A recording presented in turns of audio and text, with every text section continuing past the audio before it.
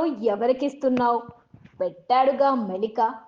Number game విషయానికి వస్తే score బోర్డులో అందరికంటే తక్కువ పాయింట్లు ఉన్న సుమన్ శెట్టిని ఈ సెకండ్ ఫైనలిస్ట్ రేస్ నుంచి బిగ్ బాస్ తప్పించాడు.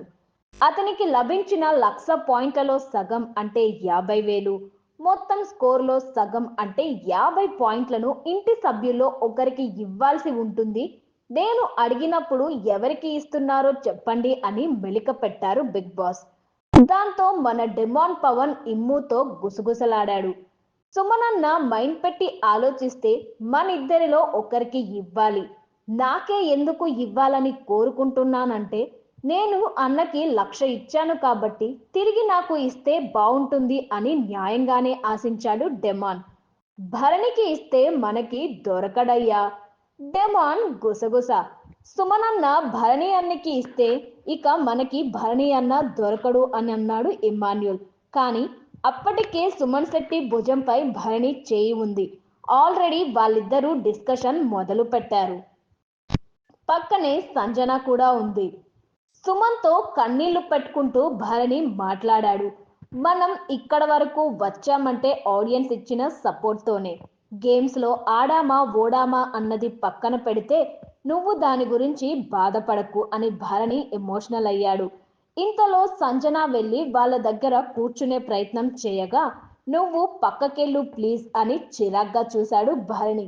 ఏంటి భరణి ఇది, సంజనని ఇంతలా హర్ట్ చేయాలా?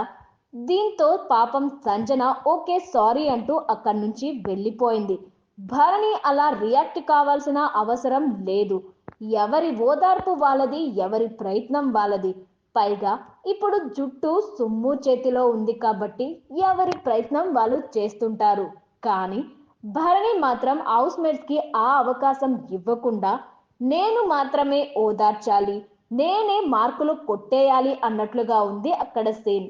ఫస్ట్ నుంచి సుమన్ భరణి ఎక్కువ క్లోజ్ గా ఉన్నారు. వీళ్ళ మధ్యలో కూడా పెద్దగా గొడవలేం లేవు.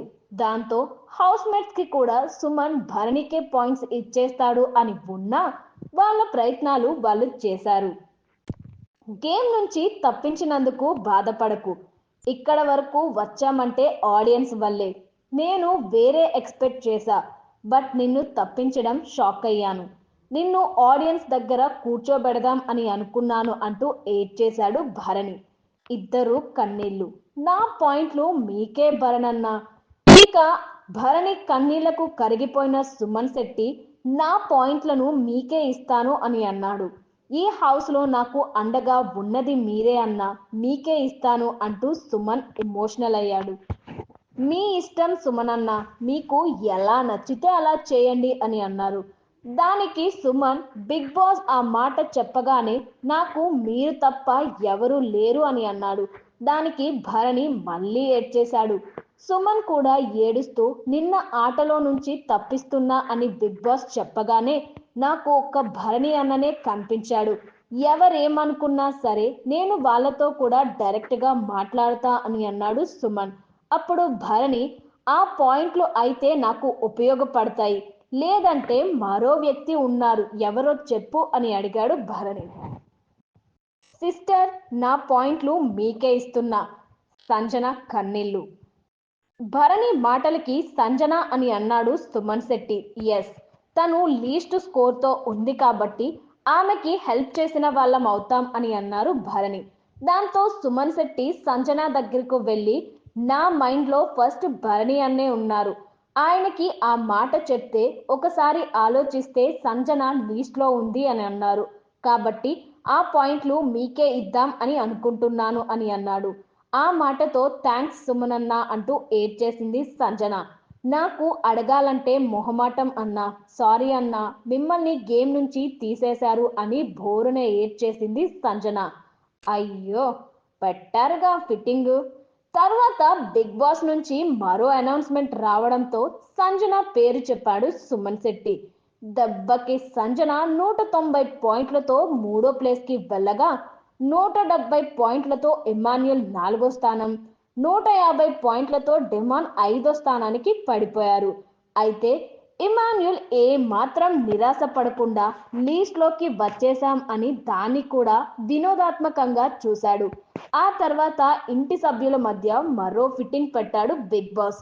మీలో ఒకరు తర్వాత టాస్క్లో పాల్గొనకుండా సరైన కారణాలు చెప్పండని అన్నారు. అయితే ఆ మాట చెప్పగానే కళ్యాణ్, డెమాన్, ఇమాన్యుల్లో గ్రూప్ స్టార్ట్ చేసి గుసగుసలాడారు. భరణిని వేసేద్దాం, రే బాడీగార్డు వెళ్ళి తనుజకి చెప్పరా. ముందుగా కళ్యాణ్ నేను భరణిని తప్పిస్తా అని అన్నాడు.